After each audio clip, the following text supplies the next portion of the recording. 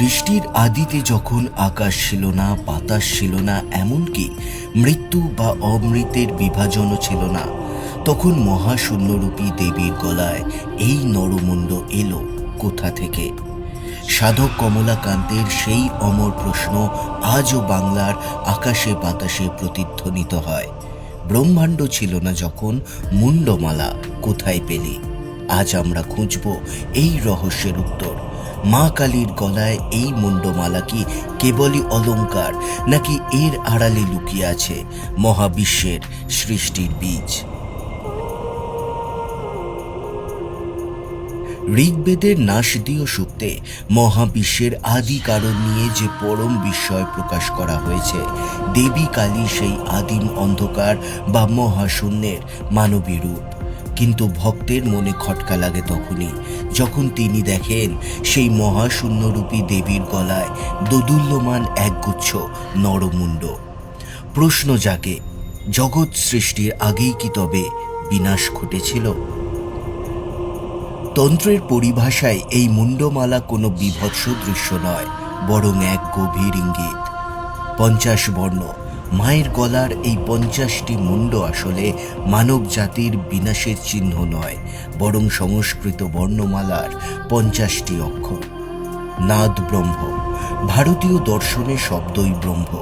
সৃষ্টির আদিতে যখন স্থূল জগৎ ছিল না, তখন ছিল কম্পন বা নাদ। এই শব্দ তরঙ্গ থেকেই ব্রহ্মাণ্ডের সৃষ্টি। আর অবিনশ্বর জ্ঞান, অক্ষর বা বর্ণ কখনো ক্ষয় হয় না, তাই দেবীর গলার এই মুণ্ডগুলো আসলে সৃষ্টির অমর বীজ বা জ্ঞানের আধার। এবার বলি, কালী কেন বলিপ্রিয়া বা মুণ্ডমালা ধারিণী? এর পেছনে রয়েছে কিন্তু 5টি প্রধান কারণ।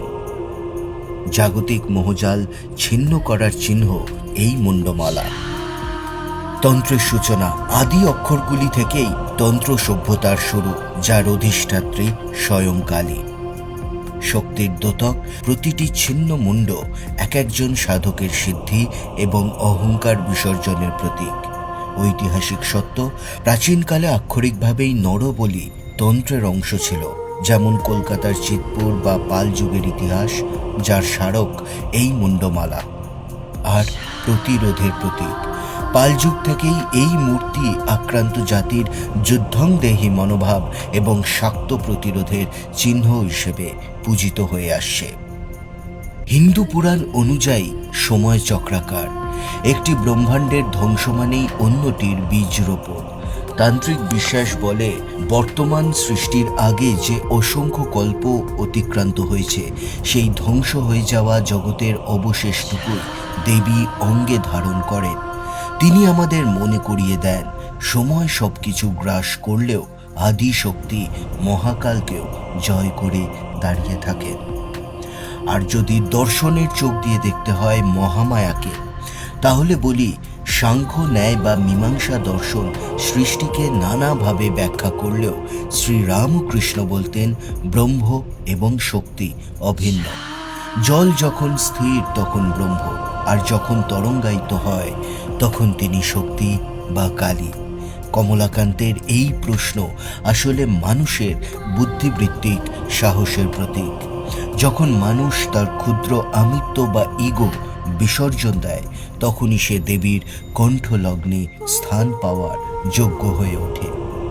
ব্রহ্মাণ্ড সৃষ্টির আগে মুণ্ডমালা কোথায় ছিল তার উত্তর হয়তো তর্কের অতীত, কিন্তু এই অমীমাংসিত রহস্যই মহামায়াকে এক মহাজাগতিক পরম সত্য হিসেবে প্রতিষ্ঠিত করে রেখেছে। আপনার কি মনে হয়? কমেন্টে আমাদের জানান।